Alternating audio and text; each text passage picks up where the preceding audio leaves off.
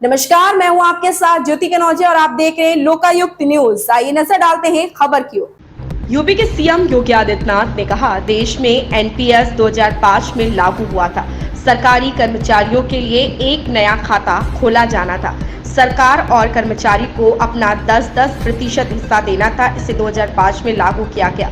2005 से 2007 तक समाजवादी पार्टी की सरकार थी। 2007-2012 तक बीएसपी की सरकार थी और फिर 2012 से 2017 तक सपा की सरकार थी और एक खाता भी नहीं खोला गया। जब यह हमारे संज्ञान में आया तो हमने इसके लिए एक समिति बनाई। यूपी देश का पहला राज्य है जहां सरकार ने अपना हिस्सा 10% से बढ़ाकर 14% किया है। और एनपीएस न्यू पेंशन स्कीम उसी के तहत प्रदेश में लागू हुई और प्रदेश में नहीं पूरे देश भर में लागू हुई। इसके तहत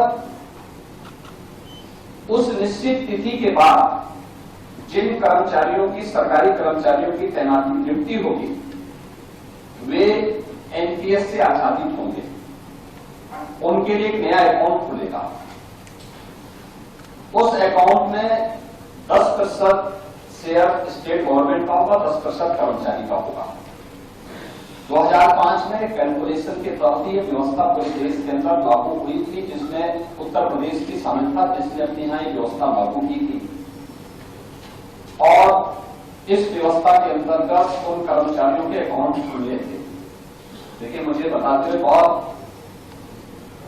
खेदपूर्वक मुझे कहना पड़ रहा है कि तत्कालीन सरकार ने 2005 से लेकर 2007 तक समाजवादी पार्टी की सरकार थी। 2007 से 2012 तक बहुजन समाजवादी पार्टी की सरकार थी। 2012 से 17 तक फिर समाजवादी पार्टी की सरकार थी।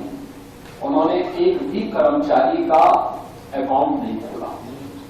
इस सच्चाई इस माननीय उच्च सदन के सामने आना चाहिए। एक भी कर्मचारी के अकाउंट नहीं खोले गए, बल्कि जब 2018 में हमारे संज्ञान में बात आई थी, हमारी सरकार 17 में आ गई थी, लेकिन 2018 में मेरे संज्ञान में बात आई थी, तो मैंने तत्कालीन फाइनेंस सेक्रेटरी की अध्यक्षता में एक कमेटी गठित की थी। इसमें मैंने इससे संबंधित अकाउंट से जुड़े हुए विशेषज्ञों को भी रखा था और मैंने कर्मचारी संगठनों से भी हम लोगों ने बातचीत की। केवल यह शिक्षकों से संबंधित नहीं था, बल्कि प्रदेश के लगभग उस समय 7.5 लाख कर्मचारियों से संबंधित था।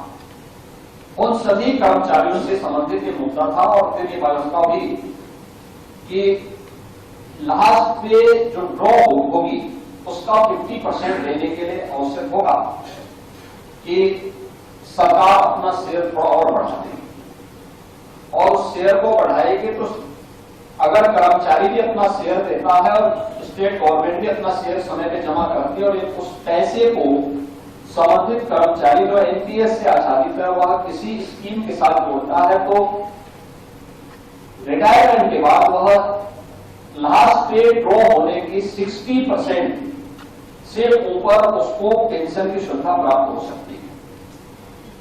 हमने उत्तर प्रदेश देश का पहला राज्य है जिसने 2019 में इस प्रक्रिया को स्वीकार करते हुए अपना शेयर 10% से बढ़ा के 14% किया है। 14% किया है। इस खबर में बस इतना ही। बने रहें लोकायुक्त न्यूज के साथ।